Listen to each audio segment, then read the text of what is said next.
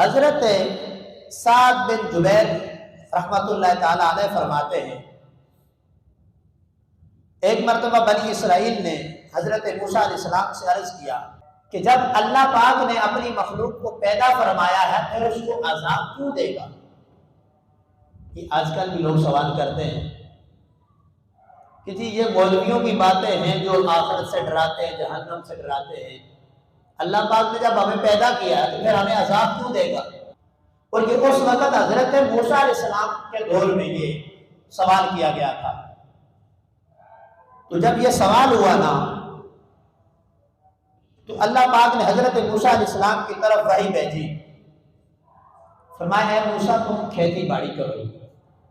کہا ٹھیک ہے جی، کھیتی باڑی ہوگی۔ فرمایا اب دانا بیج دو، دانا بھی بیج گیا۔ جب فصل پک کے تیار ہوگی فرمایا اس کو کاٹ دو۔ حضرت موسیٰ علیہ السلام نے اسے کاٹ دیا۔ اب کاٹنے کے بعد دانا کہا گیا کہ وہ جو دانا ہے فصل کے اندر اس دانے کو الگ کر دو اور بھوسے کو الگ کر دو۔ انہوں نے ایسے ہی کر دیا۔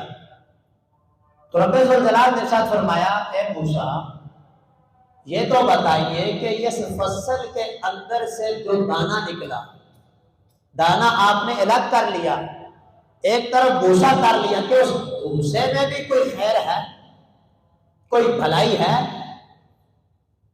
کیونکہ فصل کے لگانے کا، اس کو بیجنے کا، اس کے سارے انتظام کرنے کا، پھر کاٹنے کا مقصد کیا تھا کہ دانا حاصل کرنا، وہ تو مل گیا، مقصد پا لیا۔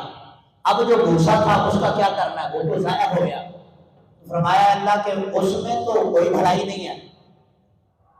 تو رب ذوالجلال نے یہ مثال دے کے فرمایا فصل کے سارے لوازمات پورے کرنے میں کے بعد جب دانا نکالا جاتا ہے، اس دانے کے بعد جو بھوسا بچ جاتا ہے فرمایا اسے پھینک دیا جاتا ہے۔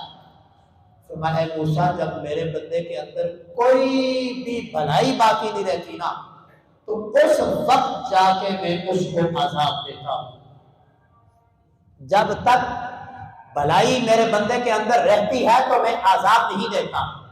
یہ رب کا فیصلہ ہے۔